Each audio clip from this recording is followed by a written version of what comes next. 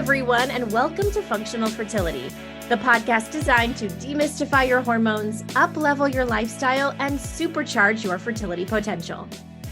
Currently in our culture, in our society, there's 23 times more endocrine disrupting chemicals that are made than in 1947.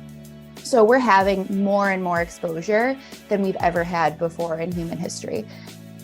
I'm your host, Dr. Kalea Wattles, and today's episode is all about environmental medicine, aka toxic exposures. I'm proud to have an expert in this field joining us today. Let me tell you a little about Dr. Britt Stamer. Dr. Stamer is a naturopathic doctor specializing in reproductive health for both women and men.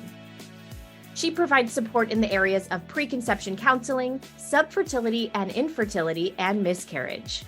She's also an expert in women's health, caring for patients with PMS, PCOS, endometriosis, acne, painful menses, and more.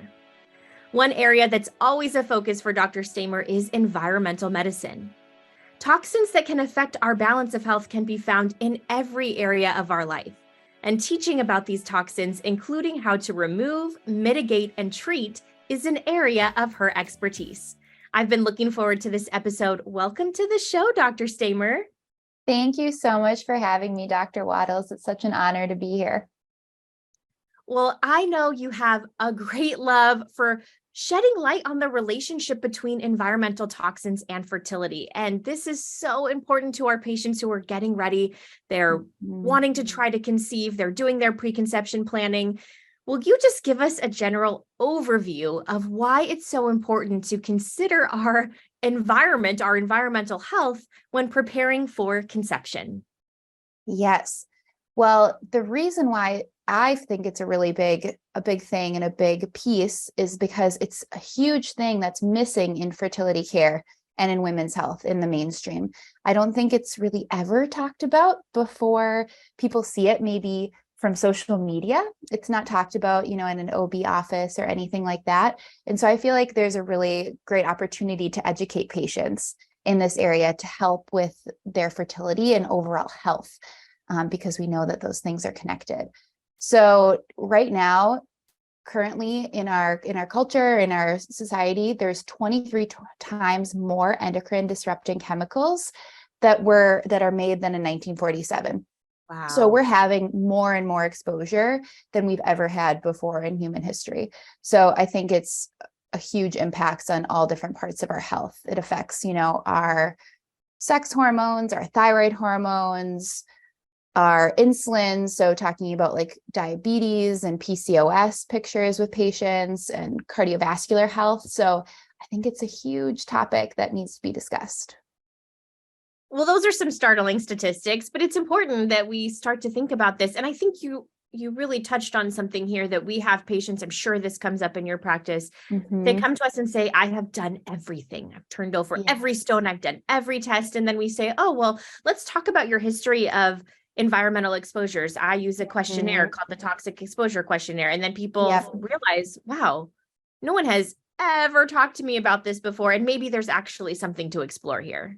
Yep, exactly. And I think sometimes it can be such a huge topic. That's why using something like a questionnaire where you go through piece by piece can be really helpful, but also working with a practitioner who knows about these different toxins. So you can make it in little bite-sized pieces and figure out what things are the highest yield to help reduce your toxic burden, what things can give you the best outcome for you without feeling overwhelmed.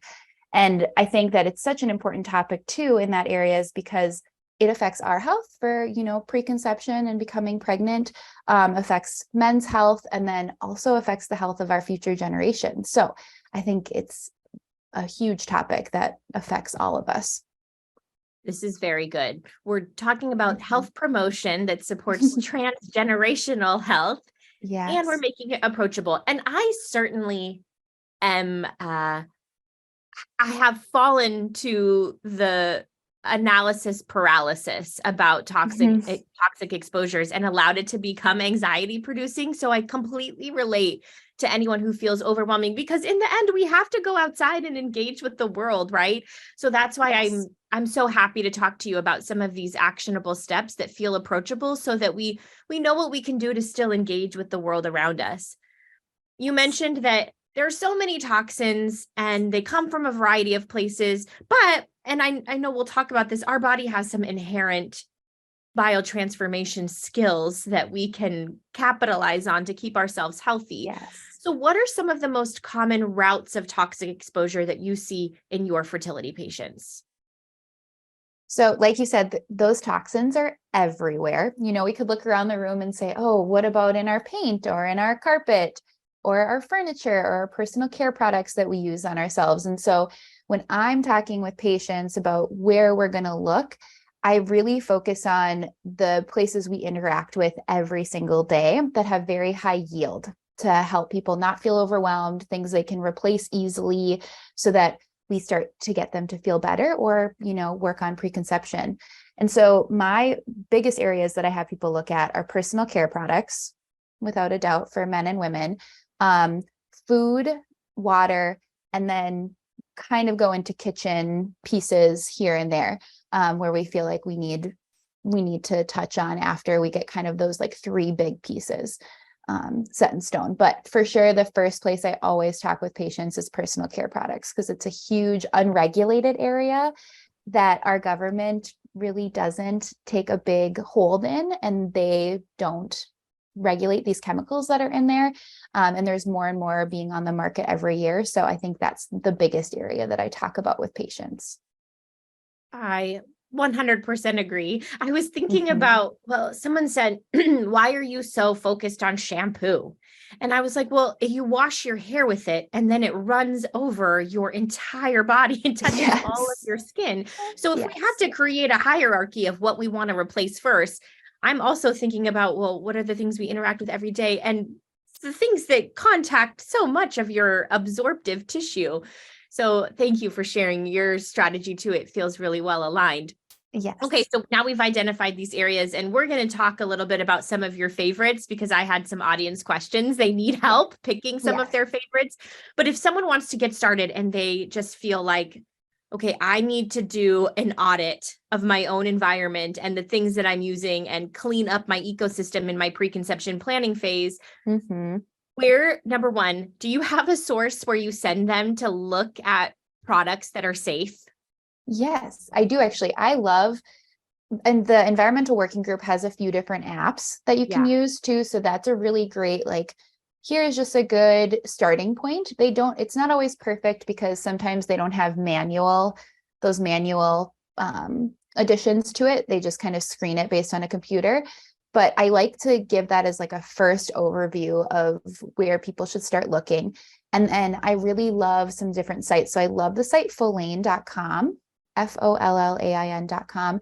And they have a lot of amazing beauty products that they've already been vetted. So they have like a ton of different products that have already been looked through, have generally less of a toxic burden. And so I think that gives people one place to start for personal care products, which can be such a huge help when there's so much greenwashing out there. Which, if you don't know what greenwashing is, it's basically a company that uses, either nature themed kind of marketing and branding, or they use a lot of things like it's phthalate free or fragrance free, but they don't actually really tell you what the ingredients are without a lot of digging. And so they can have lots of different toxic substances in them. So this site helps a lot, I think, for identifying those personal care products, at least. Oh, I'm so excited. Okay, so Follain, you said, and then the environmental working group, the Skin Deep database is what I tend to use. So these are great tools as you're getting started doing your audit. I remember when I first kind of did my assessment in my bathroom, I had like all the products out on the counter and I was looking everything up. And I think it's a good idea. Maybe you can tell us your approach to this, but I tend to say just replace one thing at a time if it feels really overwhelming. And then you find now you have that shampoo that you actually like. Now let's move on to your body wash and I'm going to take it step by step. I think it totally depends on the patient or the person I'm That's working with. true. Some people are like, yeah, they come back 4 weeks later after we had a talk and they're like, I threw everything away. It feels so good. I found really wonderful products that I'm so into.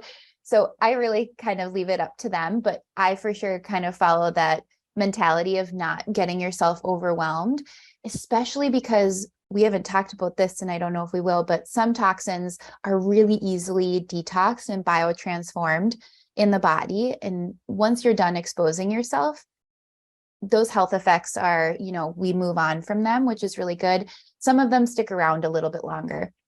And why I like to start with personal care products is a lot of these chemicals like phthalates that are found in fragrance are really easily removed from the body. So as soon as you stop using them, we start moving towards better health. They can be removed from the body pretty quickly. So I think like taking your time and doing that is a really great approach. It's very good for people not to get overwhelmed.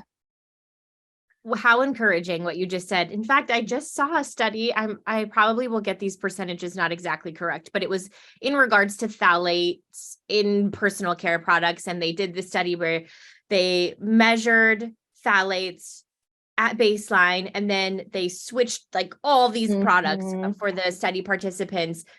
And then they measured again after 3 days, and the concentration, it was urinary phthalates, it had gone down by something massive, like 86%. I mean, Yes. Giant decreases in just 3 days. Yes. So that can make people feel really good. It's like, oh, once I move on from these exposures, I'm already on my way to better preconception health, overall health of my future babe, all of those sorts of things. So yeah, I think it's a good reminder that it's okay to slowly move through these products or these things, because my body burden will quickly reduce when I'm doing that. Yeah, love that. And if you decide you want to throw everything out and start from scratch, that's fine too. Whatever you're That's comfortable definitely with. what I did when I first learned about it, and it felt good. So I think so many listeners might be wondering, how do I know if I need to reduce toxin exposures? Or is there something I'll be able to see in my body? Will you just give us a brief reminder of what are some signs or symptoms that we have an elevated total toxic body burden? yes. And so like I talked about, those toxins are everywhere and they affect every bodily system. We could just name a bodily system and they affect that depending on what the toxin is. And so signs and symptoms can range so variably, but when we're talking about preconception health, some of those things can be, painful periods, lots of signs of high estrogen, because a lot of these toxins are estrogen mimickers and called xenoestrogens, so fake estrogens. And so a lot of things I see is worsening endometriosis pain, things like acne, lots of PMS, heavy bleeding, clots when you're bleeding, inability to get pregnant. And if we're doing lab testing, we can see a lot of things on there, like thyroid issues coming up, male type issues and lower sperm counts and sperm motility and things like that. So it can really range quite a bit. But one of the biggest things I see is the high estrogen dominance picture going on with these environmental toxins. It's a very good point you make that this can affect every body system. And I think that is why sometimes environmental toxins aren't addressed, because the signs that we have elevated toxic body burden, it's really non-specific. And so I think it's hard for, if you haven't had some training in environmental medicine, it's really difficult to understand how you can affect change when it's symptoms that could be anything.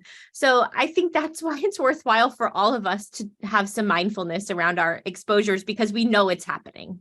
Exactly. And I think that's why I always focus on avoidance first, because we really just need to make sure, just as an overall healthy population, to make sure that we avoid these toxins for all of our health. Because everything we use, I like to think of it as we're all part of this beautiful ecosystem, and everything we use affects our neighbor, because it affects our water source or our soil source or things like that. And our choices can help kind of create a better world in that way.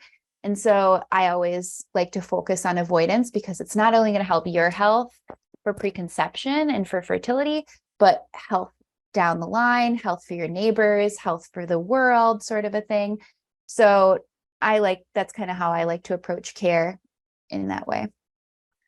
I remember when I was in my naturopathic medicine program and we were taking courses in environmental medicine, and one of my professors said, in a 5-step detox plan, the first 3 steps are avoid, avoid, avoid. Yeah, exactly. And so I think that's very much our naturopathic philosophy of let's figure out what your routes of exposure are first, remove those, and then we work on supporting the body through kind of eliminating those toxins. Yep, exactly. That's exactly how I focus too. Well, we're very lifestyle oriented in naturopathic medicine, in functional medicine. Lifestyle is really the foundation of all of our treatment plans. So we've talked about some strategies to remove our, personal care products and cleaning products and investigating our food sources, which we can talk in a little bit more detail about those. But do you have any other, maybe a top 3 of your lifestyle modifications that can help to reduce some of these toxic exposures? Yes. Yeah. It's so hard to pick 3, but I'll talk about my top 3 that I would start with. And we've covered quite a bit of it already in this talk, is removing fragrance from your life. And the reason why is because of the phthalates. I think they've gotten a lot of press, so people really know what phthalates are, and more people do. But most of the time we see artificial fragrance in our life, not like essential oils. Those are totally different. But anytime it says fragrance or perfume on a label, usually that's going to mean phthalates. Upwards of 70 to 80% of those fragrances have phthalates. And what phthalates do in a fragrance is they actually help fix the fragrance into the product. So it helps it stick around longer. And that's why companies like to use it, so that their product, actually gives you a good smelling, deodorant or hair product all day. And what phthalates do in the body is they, have estrogenic effects. For women, they can either block those receptors or mimic those hormones. So it can be a xenoestrogen. It also has a huge effect on male fertility and male developing babies too.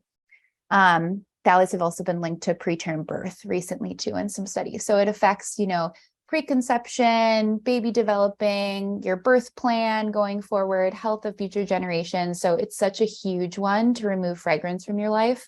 And it's one of the biggest things to do too. So it can be a little bit overwhelming because it's going to be in personal care products, in your laundry detergent, in your cleaning products. But once you do it, it's pretty easy.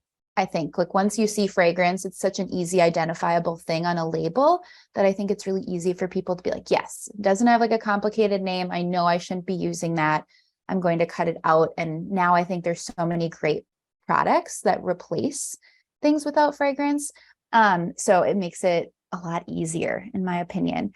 So yeah, I would say removing fragrance from your life is one of the biggest things. And then also when you do that, you're going to remove so many other toxins, because companies who are cognizant about having that in their product often remove some of those other toxic exposures. So it's very helpful. So that's my first big one. My second big one is avoiding most plastics. And I had a mentor once say, try to go one day without using plastic in your modern life, and you literally cannot. She had a garden and ate most of her food from her home, working, she had a farm, but her garden hose was plastic, right?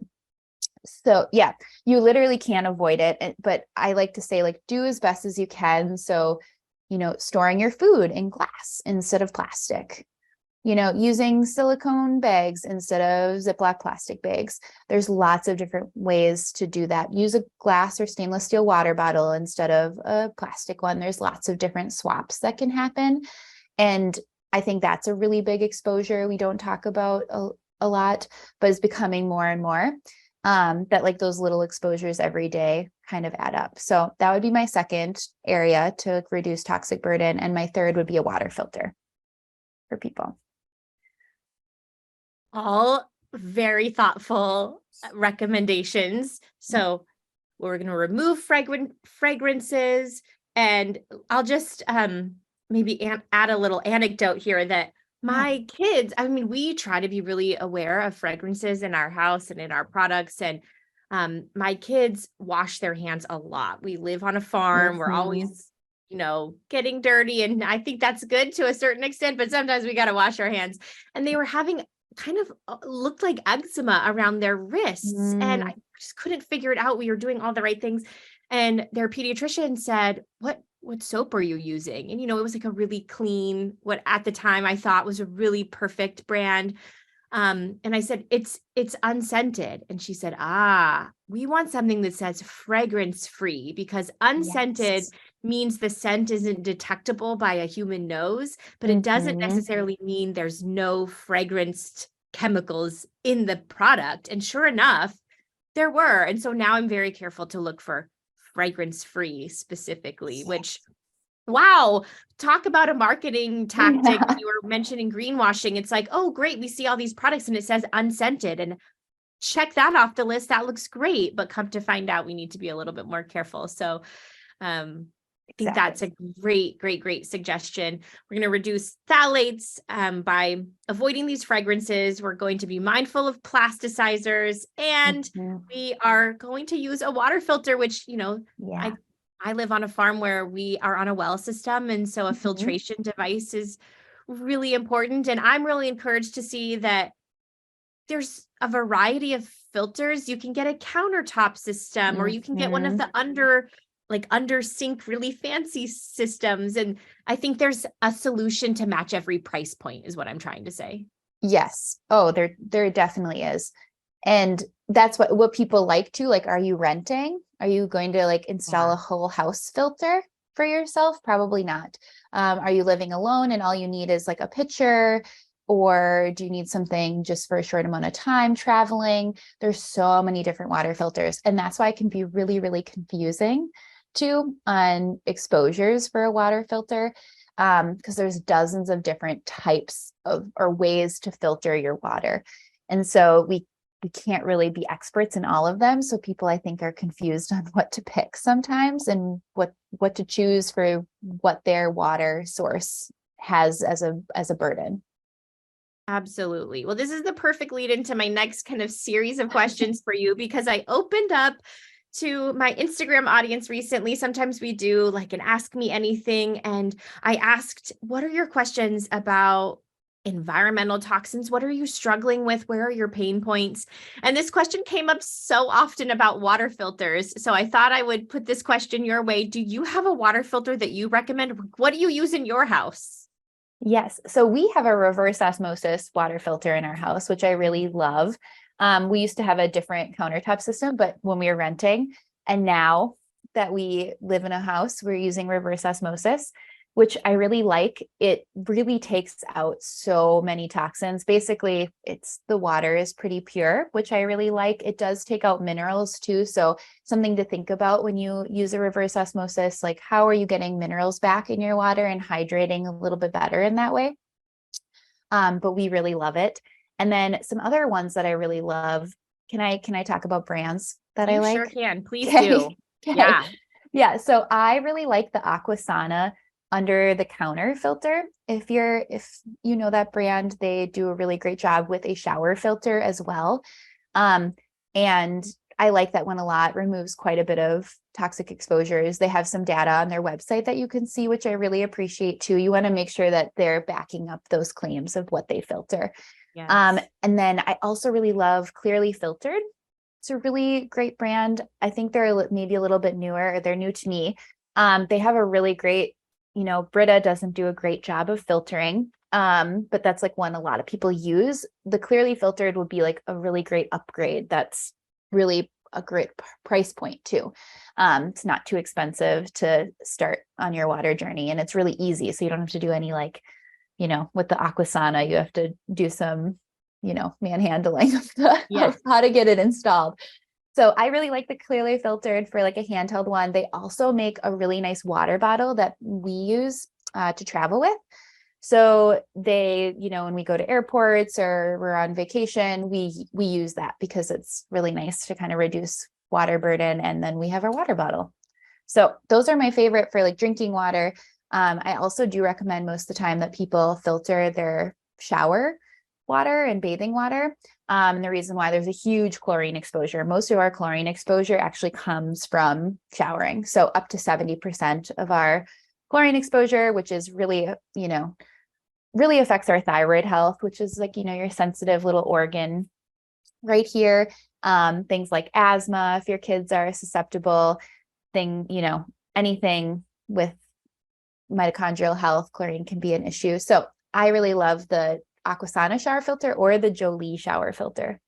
It's like very beautiful and looks really nice. So those are kind of my recommendations for water filters, and that'll change based on where you live too. The Environmental Working Group has something called the Tap Water Database. If you know about it, it's really a really great site. They've tested lots of different water sources across the country. So you can put in your zip code and they'll tell you what your contaminants are that are in your water. So it can help you pick a better water filter for yourself.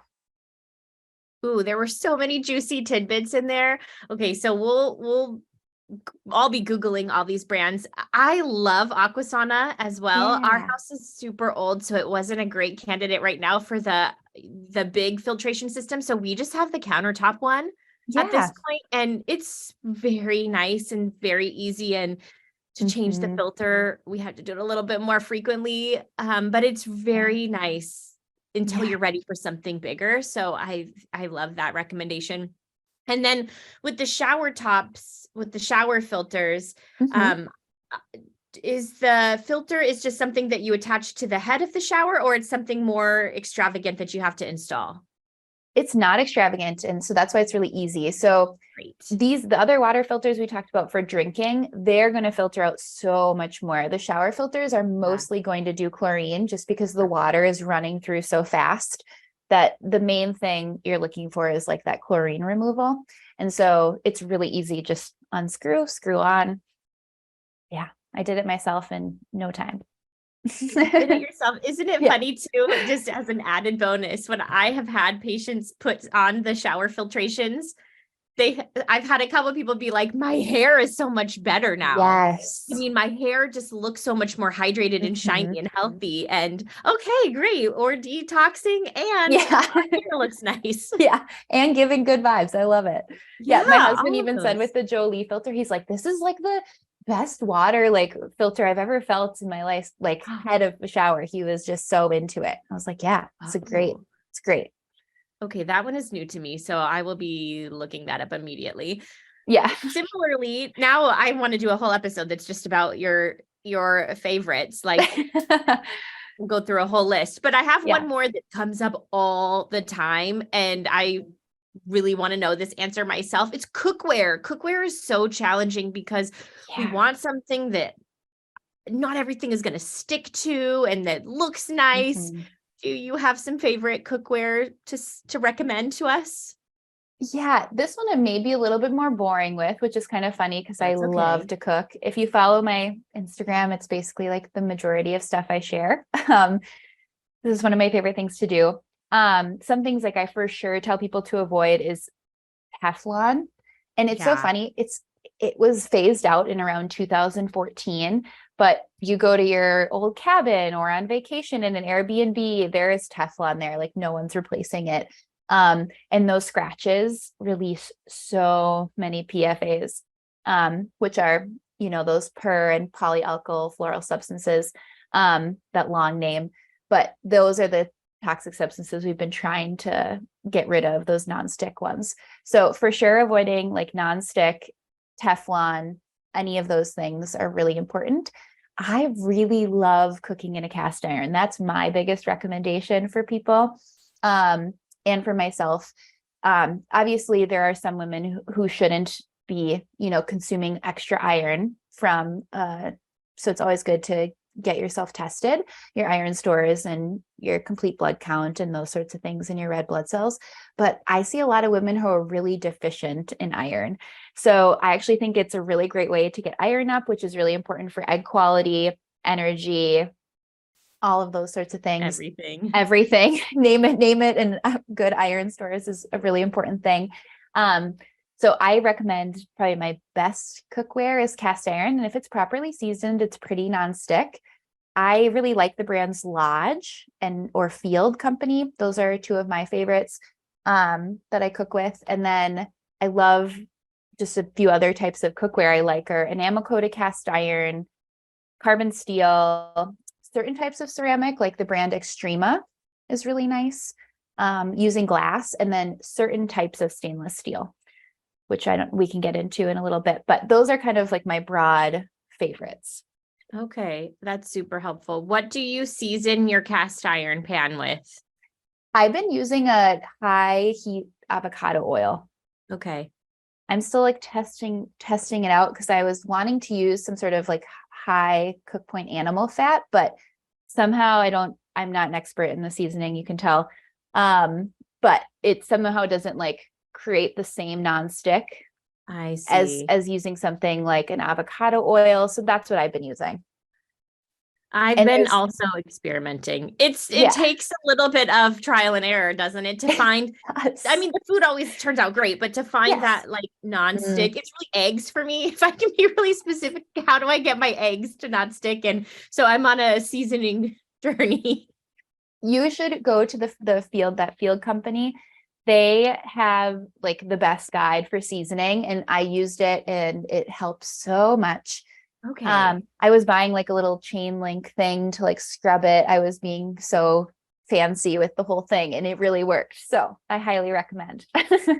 Right. We might have to do like some kind of joint video together, a tutorial on seasoning your pan, because we'll really start at the basics. Well, that's really helpful because cookware, if going back to the beginning of this episode, thinking about the exposures that we have day after day after day. I mean, we're cooking food every day, most of us. So these can be really significant.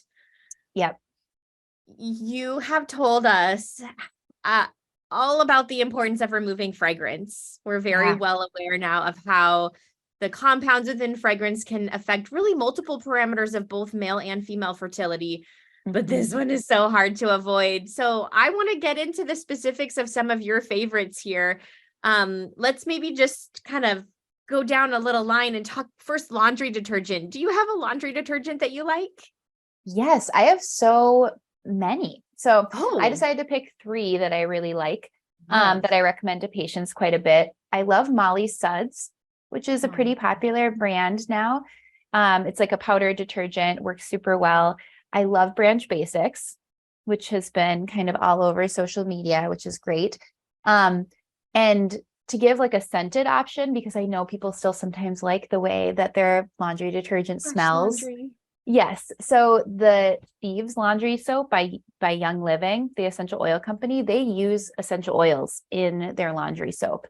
So, which is a very expensive thing to do. So a lot of companies don't use essential oils. They're very expensive compared to using a synthetic fragrance, but this is a nice option that like you can kind of get that scent back, because we don't want using dryer sheets either, for all the reasons we talked about. So those are like 3 of my favorite brands that I think work pretty well. Also great to be very cautious of the free and clear kind of movement, kind of like when you talked about it's unscented.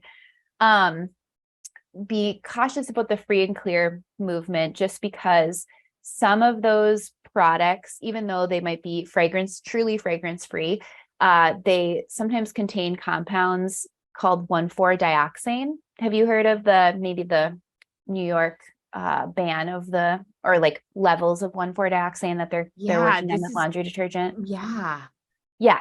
So New York State is leading the way in this environmental medicine charge, which makes me very happy. But 1,4-dioxane is a probable human carcinogen, and it's a contaminant in some of these products.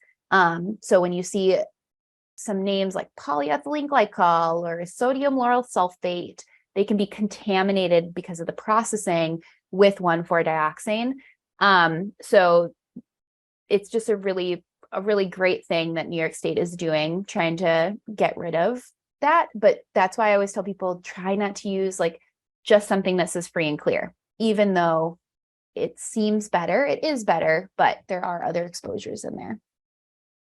So good to know. Okay. So what are we going to use instead of our dryer sheets? I love wool dryer balls. They're great.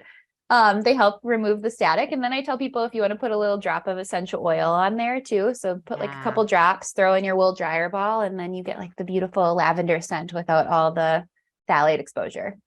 It was lavender that I wanted. And how nice you can customize your scent, right? Like you could do rosemary in the winter. You could do citrus in the summer. Yeah, perfect. Now it's fully little rose here and there. Yeah, exactly. All right, so we're in the laundry room. We've got that figured out. Let's move into the bathroom and talk about hand soap. Do you have just a general, like at the sink hand soap that you like? Yes. So Dr. Bronner's is a great castile company.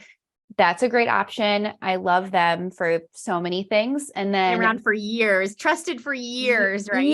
Years, exactly. And then EO, Essential Oils brand. It's like an interesting name, but that's their name. They make really great like hand sanitizer if you're using that, or hand soap, which I really like. And then a lot of times I recommend just bar soap. The good old bar soap for like hand soap. It works really great. A lot of like small businesses will make them without, using fragrance and that sort of thing. So it can be like a really great way to support local too. The only thing I say about Dr. Bronner's is it does have a high pH and our skin is very acidic. And so for some people it can be a little bit irritating if used a lot, but I use it on so many things every day and my skin is great. So, but just something to be cautious of. I always tell people. It's so funny when you said, oh, bar soap. And I don't know why in my mind, maybe other people do this. I completely rule out bar soap at times. And I'm just like, oh, hand soap, it's something with a pump. But to that point, going back to our skin dryness episode that we were having, we switched to a bar soap that was made by a local company and they had some cocoa butter in the bar and it was so hydrating and moisturizing and had some essential oils in there, just a little bit. So it smelled delightful. And so bar soaps are such a good option that we can't forget about. Can't discount. I know. And it's like usually cheaper. It's kind of like it's like the old school. Can't forget about like, people can make that really easily in their home. And so I think it's a really great way. I've done it only once, but it was super fun. I have also done it only once and it was super fun, but wasn't lovely looking. So highly admire the folks like at my farmer's market who make these beautiful products that are also safe ingredients and also moisturizing and smell good and all of these things. All right, so now we've covered laundry, we've got hand soap. Let's talk about shampoo. I mean, we installed our filter on our shower, so now we're ready to take this healthy hair, body, skin thing all the way. Yes, exactly. And there's so many wonderful shampoos out there. At least that's what I've been seeing.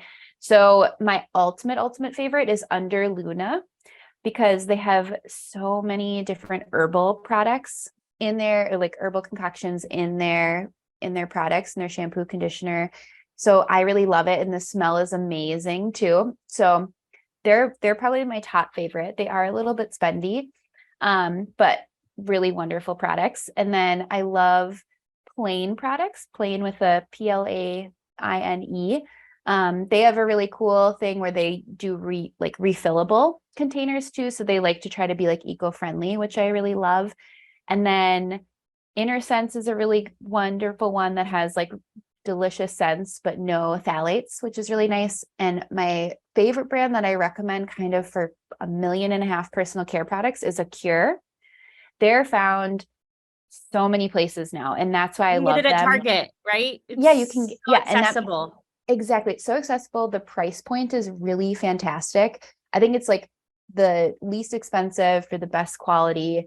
And we've been using a lot of Cure products in our home now because of like the cost, the quality, and it's wonderful. So I recommend that for like deodorant, shampoo. I have never looked at a product because I aggressively look up ingredient lists when I'm with patients, trying to vet each individual product that we're not sure about.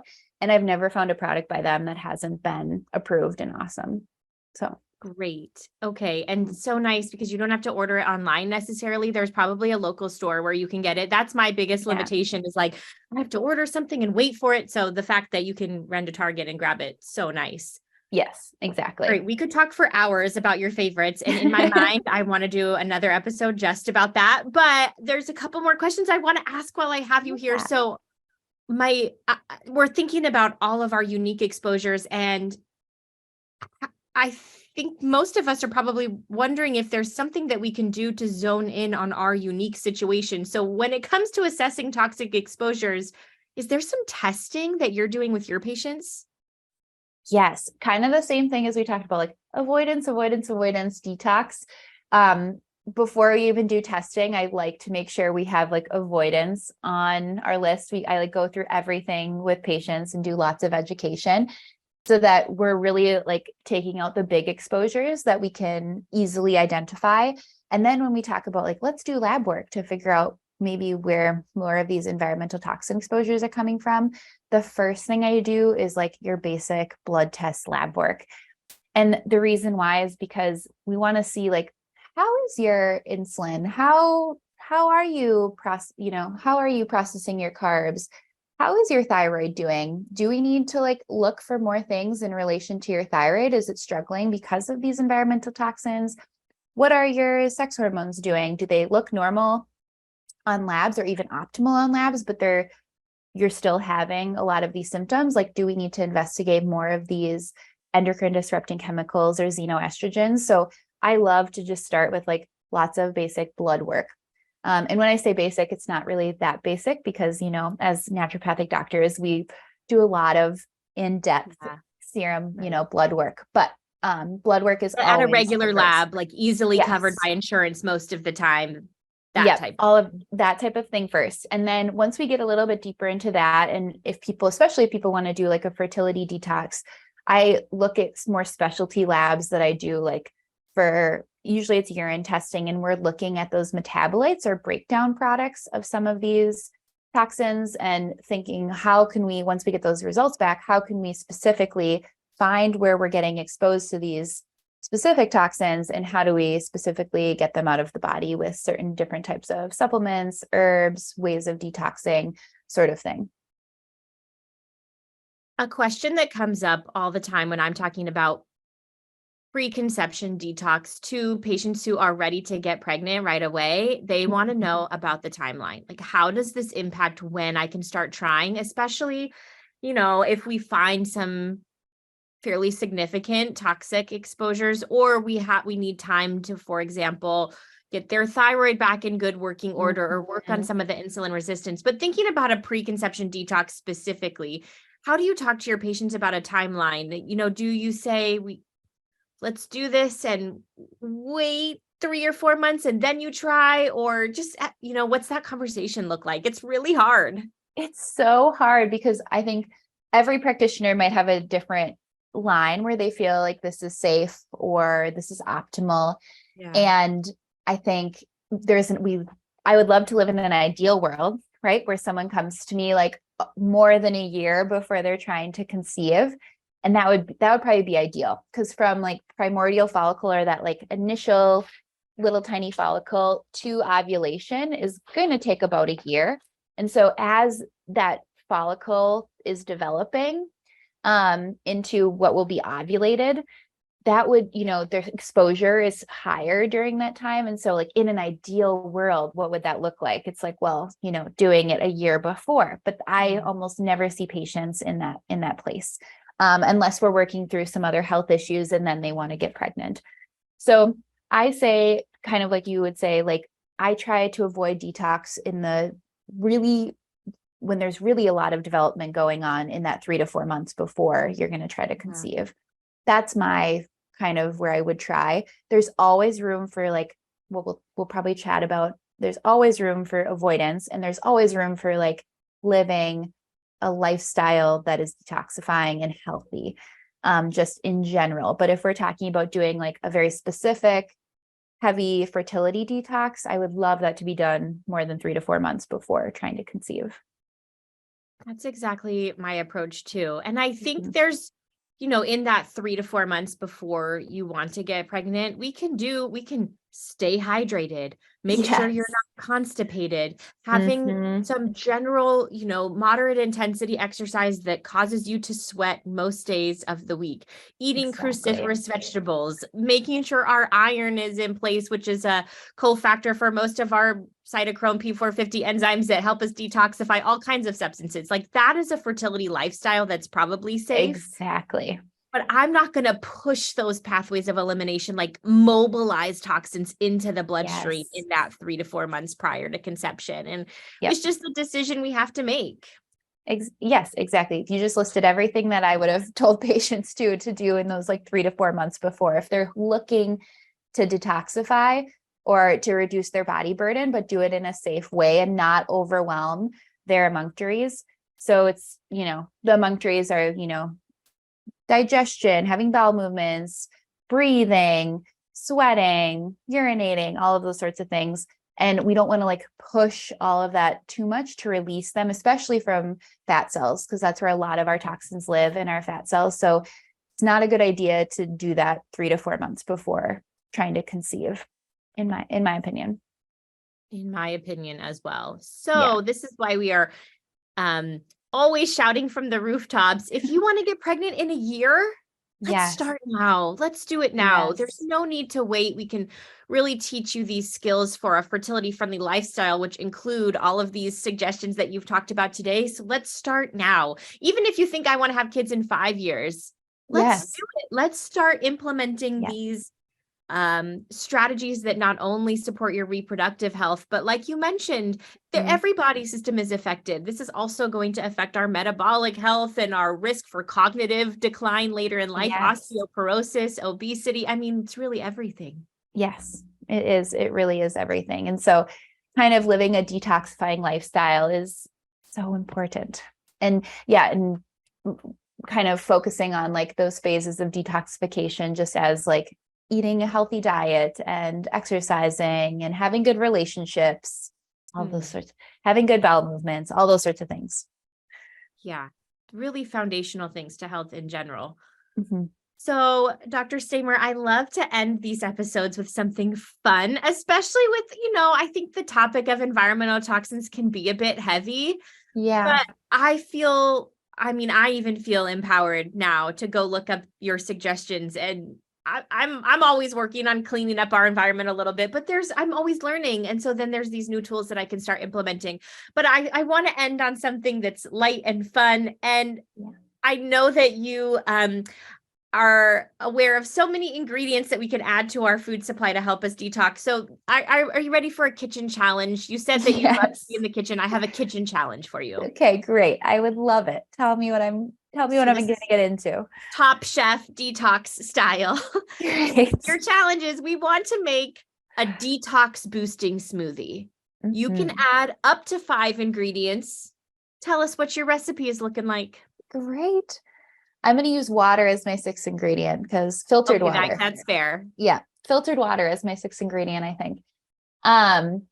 But I think I want to talk about a little bit how to like build a smoothie too, because I think that'll be helpful for people. So I want something that's going to be blood sugar balancing, because as we know, like for fertility, blood sugar balance is so important. There's been like more and more data, as an aside, that like having really stable blood sugars and fasting blood sugars that are, below 80-ish, are helpful with fertility. So that means that we have to have like some fiber, protein, fat in this smoothie.